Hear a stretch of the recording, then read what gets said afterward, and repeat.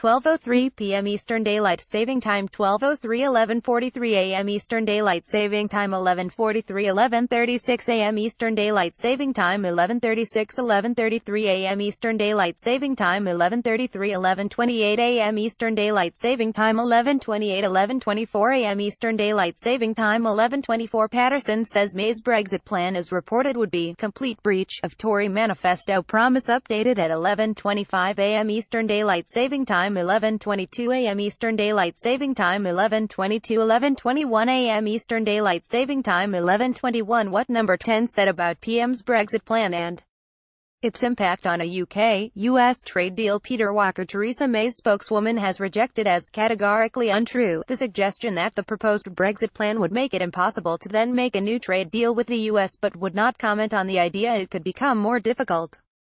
Asked about the Spectator report, c. 3:30 p.m., she said, "The PM has always been clear that we will seek a comprehensive and ambitious trade deal with the U.S. that reflects the strength of our trading and investment relationship, and as you know, the President has also made it clear that he is keen to sit down and talk with the UK about that. And the PM and the President will obviously have a chance to discuss trade next week. What I can be very clear on is that it is categorically untrue to suggest that we will not be able to strike a trade deal with the U.S."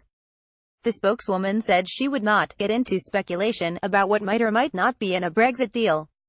Asked if she could rule out May's plan making a trade deal with the U.S. more difficult, she said, "I've given the answer.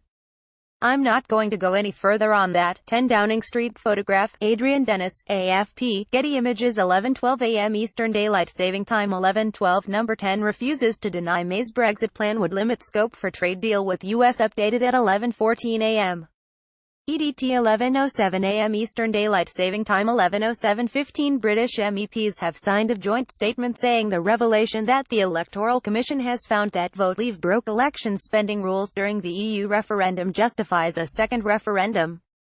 In the statement, organised by the Green MEP Molly Scott Cato, they say, the International Treaty on Democratic Conduct, the Venice Commission, to which the UK is a signatory, has ruled that campaigning overspends are adequate grounds for annulling an election result.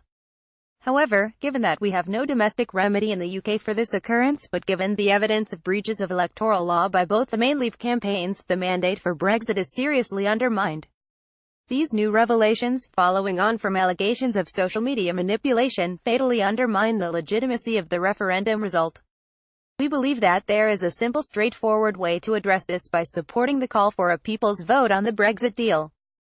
Those of us who respect the rule of law have no need to cheat and have nothing to fear from the people's judgment.